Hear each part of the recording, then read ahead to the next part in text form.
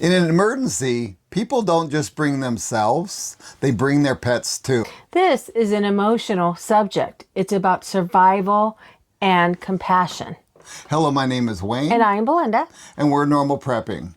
We've been asked by a number of our viewers after doing our series, which I'll show up here and it'll also be in a link in our description, that we've been doing on families and friends coming to your house in emergency. What they've been asking us is, what do we do with pets? How do we handle pets? And, this is a reality check as far as pets are your family. I mean, that's the way we look at it. Yeah, they are not an option. If you have pets and you're going to someone's home or property, they come with you. Yeah, and that's kind of the way we look at it. We kind of almost expect it. We're not going to say, okay, you can come, but not your puppy. I mean, that's just not how we roll. We will say, if you come, you bring your dog or your cat or your parakeet, whatever it is. It doesn't matter, because that is family. And there's no way I'm going to have somebody come to my house and knowing that there's a dog or another animal at home alone. However, to do this, we have to come up with some really good ideas. Yes, because they need to be cared for. And then during an emergency, there's a lot of things that we gotta look into. I mean, one, animals will act different. And also, how do they get along? How about the barking, and the food and all, there's so many, questions that we'll have to ask. And what if they don't get along? Yeah. I mean, sometimes dogs get along just great. Sometimes they don't. Same with cats. Yes. Or dogs and cats, you might have a mix of both.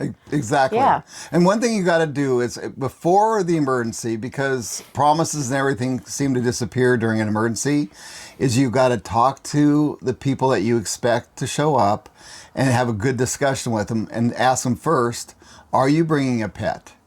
And if so, what kind of pet? And how do they act? Do they get along with others?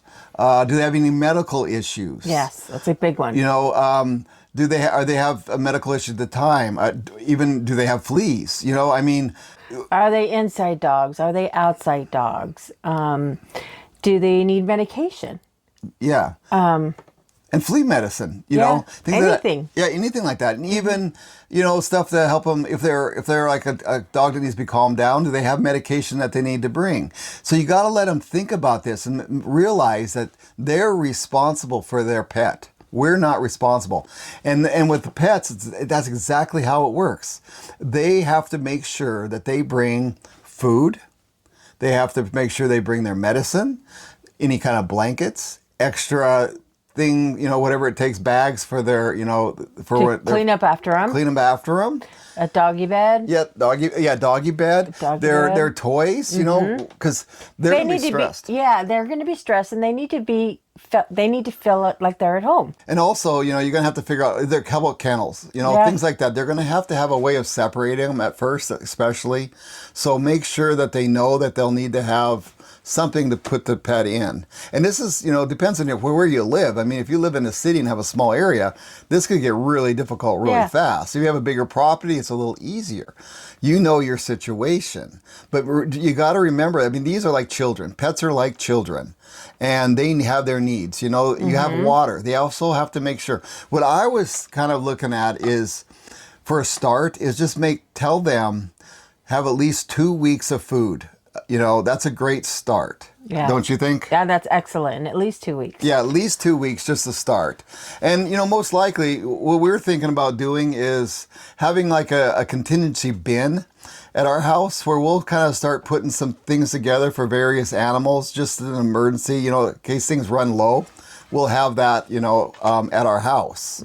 I think that would be a good idea. A bag of dog food, a bag of cat food, a couple cans here and there, some toys. Yeah. To keep them, an extra leash. If you have an extra leash laying around, put it aside, a harness, because dogs will need to be restrained also. They just can't run wild on the property. Yeah, I think a good idea to, if you're in a, say for pets, just an emergency, go to your butcher and get some dog bones. Keep them in your freezer. Yeah, that's a good idea. Yeah, because then that would help a dog, food-wise, but then they like to chew on bones, and that could entertain them for hours. Yeah, that'll take them for a long time. Yeah, and then, they'll have their bones. That's one thing to do if you want to start saving in your freezer bones for dogs. That'd be good. It's easy. Yep. Mm-hmm. Yeah. And also, you have to think about the barking and things like that, because that's one thing that, you don't want to, if you have neighbors and stuff, you don't really want to cause any problems with having a bunch of, dogs barking. So all this stuff, that's why the toys and things like that. And that's like we did the video on jobs. I think this would be a good job for, for the nicer animals to have the kids take care of the pets, or give them something to do, keep the pets happy, win-win right there. Yeah. And you also don't want to have a dog where he has to be confined the whole time. I mean, because that's not fair. So the owners of the dog have to know that they are responsible to have him blend with everybody else and the other animals. Yeah. So. Yeah, definitely. Because it's not fair to tie up a dog. Oh, no. Or keep him in a room all day long. That's not fair. No. No. I mean, they're like people. Yeah. I always equate them they're like the children, Yeah. So make sure that they realize that, these pets are going to be with other animals most likely, and and then talk to them about it. Once again, is how well do they normally get along with other animals? I mean, that's something that you need to know. And I think when you sit down with these people, you should just, make sure you get this, make sure they're honest. Everybody says, oh, my pet doesn't bite. Oh, he doesn't, He's the best dog ever. Best dog ever. As Cujo comes running at you, Can't tell you how many times I've had that happen. Oh, you don't bite. Exactly. So you want them to be honest. You got to be straight up, and like when you have, like we're talking about in our other videos, when you have these discussions, try to have them at a nice, don't just invite them over and say, we're going to get really serious now and talk about your pets. No, what you do is you have a barbecue, or they're coming over for, a holiday or whatever, and just kind of make it casual to start. Mm-hmm. That gets the conversation going. And then from that point on, you can kind of add to it and get real. And then, most people aren't preppers, that are being at your house. It's probably one of the reasons they're going to be at your house. Mm-hmm. So what you want to do is work with them and help them. Maybe sit down or even do it for them a little bit. Just kind of do a list and start saying, okay, say how much water would they need? Well, I think I read that for a dog, they need at least 1 ounce per pound per day. Yeah. So, I mean, that's a ballpark. So you can start figuring out how much water. And that's just in case our water sources, are tight. If you're next to a stream, river, someplace where you can get a lot of water, then that's not a problem. Or if you have a well. But that works. That works. For it to work, you have to have a generator. Yeah, generator. To keep it going. Otherwise, they shut down. Yeah, they'll shut down. Mm-hmm. And then you get to the long-term emergencies. When it goes longer than the 2 weeks, that's where the hard choices start to happen. Okay, what if they run out of food? Mm-hmm. What are you going to do? Are you going to start breaking into the human food? Is that what you're going to do? I mean, that's something you really got to think about. And that's one of the reasons that we want to have kind of contingency on our side, because we don't really want to have that discussion. I mean, we don't know what, we assume we're going to have cats and dogs. I don't think any birds. I used to have birds, and they're kind of tricky. They have their own way of, you have to take care of them. What if one of the animals gets really sick? Yeah. You got to think about that. And it depends on, the type. So perhaps you should, ahead of time, which you should for the people too, have an area that if you have to, you can kind of quarantine them. Yeah, that's a good idea. And, keep them away. So, because last thing you need is have every dog to get, parvo or something, some kind of contagious disease. You want to have a way of separating them if need be. I think most people that have their pets, they know what they need. Yeah. They do. They just don't realize it. They think they're just going to throw the dog, the cat in the car, and they're going to come over to your house, our house, and everything's going to be wonderful and amazing. You have to help make sure they understand that there is responsibility.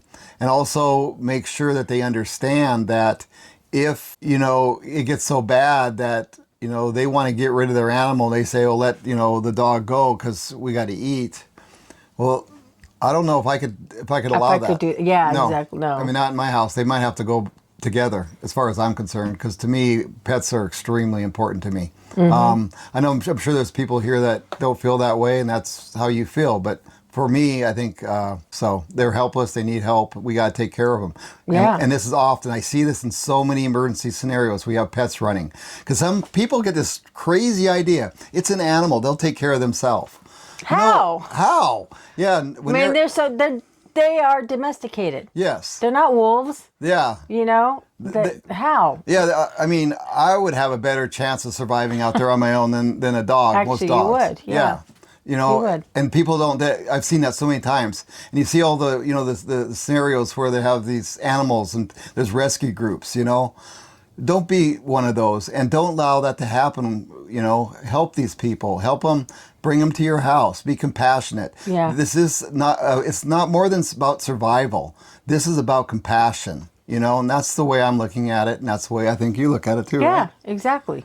Yeah. So. And actually, you want animals because they're excellent guard dogs. They Yeah, they let do. you know if anybody's coming up the road because their ears are exceptional. Oh yeah. Their hearing is amazing. So if everyone's out asleep at 2 a.m, they hear something, they will let you know. And if you have about 6 or 7 dogs, you'll know. You'll know.